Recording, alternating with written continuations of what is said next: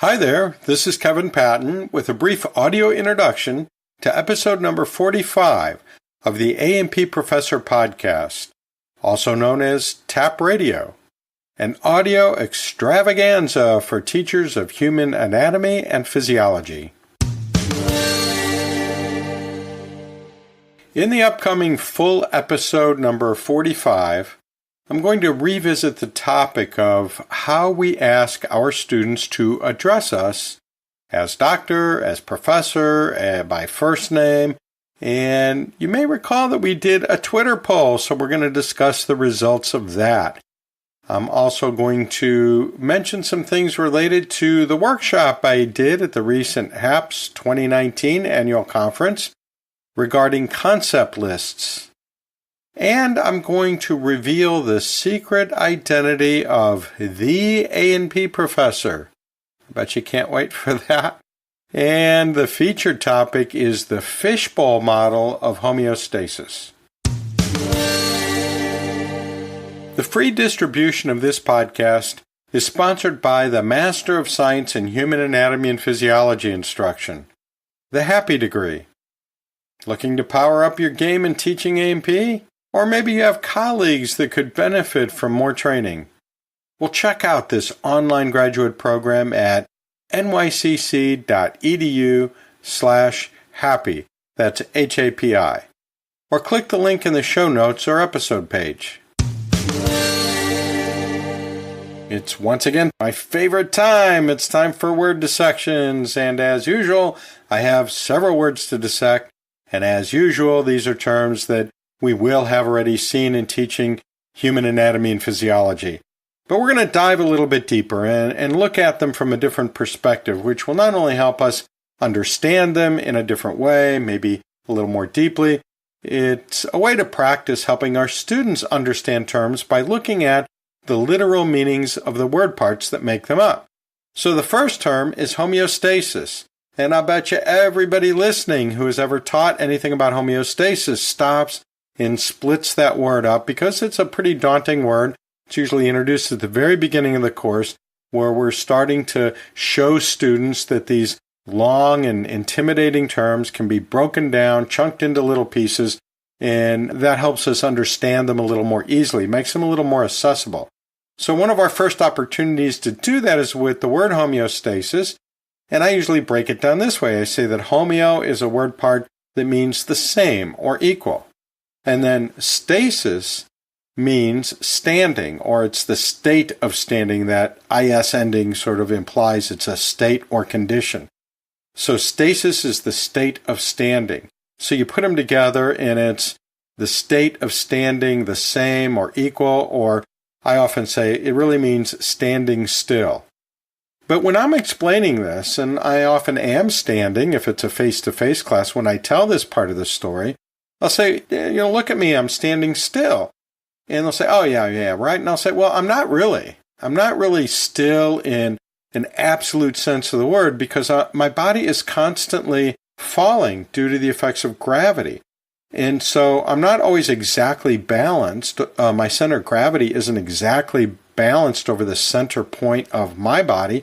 And so I'm constantly falling to the left, to the right, forward, backward.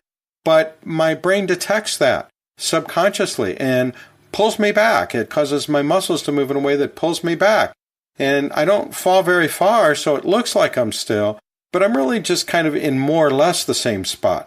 And if you were taking a very long exposure photograph like they did in the very early days of photography, I would do better if I was resting up against something so I wouldn't be having to constantly stabilize myself.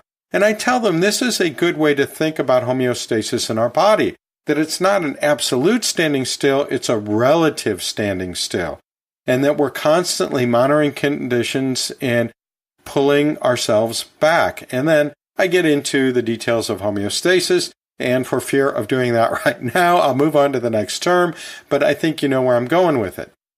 So the next term also relates to the stories I tell about homeostasis, and that is the ordinary English word thermostat.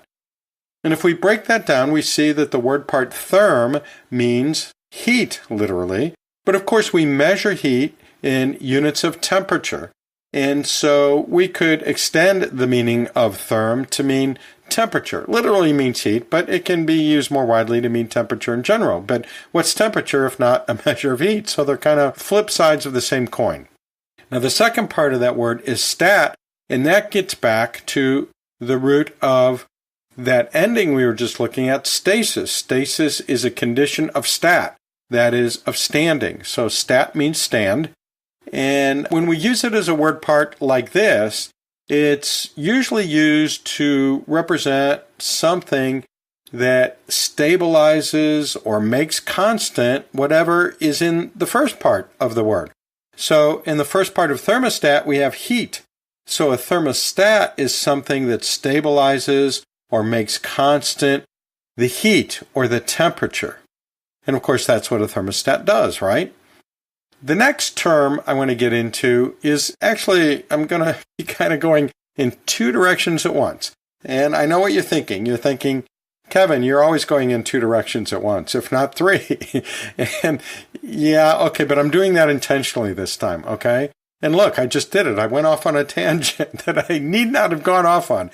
So coming back, what are the two different directions I'm going in right now? Well, the term is sodium, but I also want to think about that symbol Na. And where in the world do we get Na? How does that come out of sodium? Well, I'll explain that. First of all, looking at sodium just by itself, it's derived from the word part soda. That's where the sod part, S-O-D part, comes from. And soda is a word that represents any of several sodium-containing substances, such as sodium hydroxide, or sodium monoxide, or sodium carbonate, or soda water. There's all kinds of things that we use soda to represent, but they all contain sodium in some form. And the story is that it went through several different languages before it got to us, but originally it probably came from the Arabic word sawada. And that is a kind of plant that when you burn it, yields soda compounds. So that's the soda part. And then the IUM ending, we've run into that before. It's a noun ending. It denotes that it's a thing, or in this case, a substance or stuff. So sodium literally means soda stuff. It's the stuff in soda, or what we would otherwise call soda. And sodium was first isolated by the Cornish chemist Humphrey Davy, way back in 1807. And besides being a chemist, he was also an inventor, and he liked to play with electrolysis and isolated a number of elements that way. When he did some hydrolysis on sodium hydroxide, a solution of sodium hydroxide, he was able to isolate sodium and identify it. And he also did that with potassium, and we're going to come back around to potassium in a couple of minutes.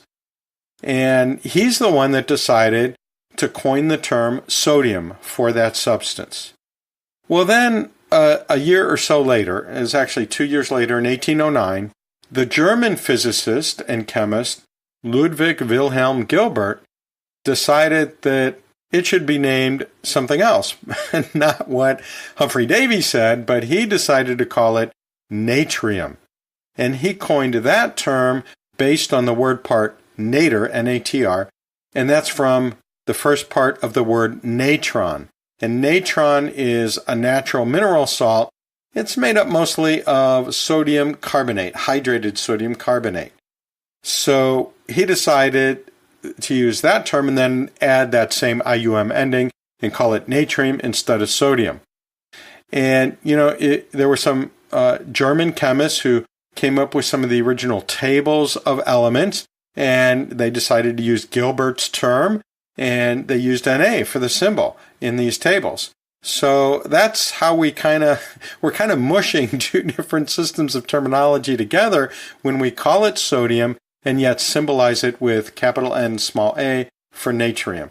So it's not a bad thing to know that natrium is an alternate name, although it's not the oldest name, for the element sodium.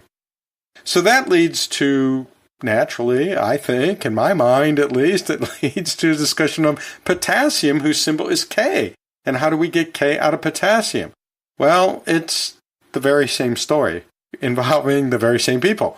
So, as I just mentioned, potassium was named by its discoverer, Humphrey Davy, who used electrolysis to produce the first samples of potassium. And he chose that name based on potash. So that potass part comes from potash. And potash actually comes from the ordinary words pot and ash. Pot ashes were wood ashes that were left over from a wood fire. And wood ash contains any or all of several different potassium compounds. So that is a source of potassium, is potash. And so it's potash stuff. The IUM ending makes it stuff or substance. So it's substance made from potash. So that's where we get potassium. So where does the K come from? Well, our old friend Gilbert, he decided that a better name for that instead of potassium is kalium. Kalium. So the first word part there is kali, and then of course the second part means stuff, or it's a noun, IUM, ending. So where did he get kali? Well, it goes back to the Latinized version of another Arabic word, Kali, Qali, and that comes from the same root that we get our word alkali. That Kali ending of alkali is the same Kali that's in kalium, and that's the same K that was used as a symbol for, an early symbol for, the German version of potassium, the German version, or German name, I should say, for potassium. So the K stuck for the symbol, potassium stuck for the name. It's a combination of two different systems of naming, but that's okay. We've learned to live with it. This podcast is sponsored by HAPS, the Human Anatomy and Physiology Society, promoting excellence in the teaching of human anatomy and physiology for over 30 years. Go visit HAPS at theapprofessor.org/HAPS. That's HAPS. If you're worth your salt as a teacher, you're often working hard, maybe even struggling a little bit, to come up with informed answers to student questions, such as, is salt good or bad for you? In the typical A&P course, students get the message that sodium and chloride are essential to life. In fact, throughout the course, they learn about many of the central roles these ions play in the functions of the human body. And, well, it's no wonder that salt has played such a central role in human history. Which reminds me of a great book that I listened to. It was an audio version a number of years ago. It's called Salt, A World History. It's written by Mark Kurlansky. And I think it ought to be on your list of must-read books for A&P professors. As a matter of fact, it's officially on the A&P Professor Book Club list as of right now. The book was recommended to me by my friend Michael Banks, who's a humanities professor turned administrator. As a matter of fact, right now he's a president of a community college. So it's got to be a great science book, right? If it's interesting to a humanities guy, right? Well, he got this one right. I tell you, it doesn't sound like it, I know from the title, but it really is a gripping story of both the science of sodium chloride and its incredibly vital role to the development of human civilization. Now, I know it sounds nerdy to get excited over a book about sodium chloride, but if you read it, you'll see why I liked it. And of course, you know that we only do nerdy stuff in this podcast anyway. Yeah, it's not that surprising to hear about this, right? In the book, besides learning about salt, you'll also come away with an appreciation of the interconnectedness of things. And that's always good, to take a step back, not only from the A&P that we're focusing on, but science in general, and see how that science is interconnected to society and history and just all kinds of things that are part of ordinary daily life.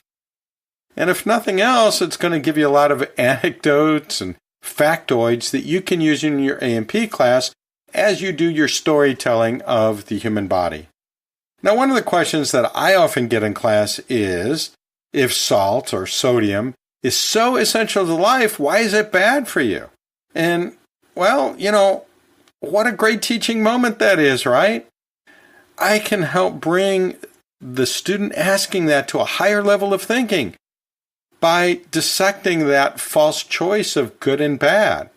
And in this case, revealing that, there's kind of this gray, this spectrum of, like with many substances. I mean, it's the Goldilocks thing, right? Too little is not good, too much is not good, but, somewhere in the middle is that sweet spot where it's just right.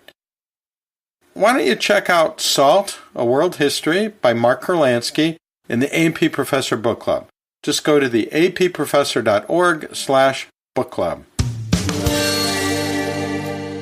A searchable transcript and a captioned audiogram of this preview episode are funded by AAA, the American Association of Anatomists, at anatomy.org. This is Kevin Patton signing off for now and reminding you to keep your questions and comments coming.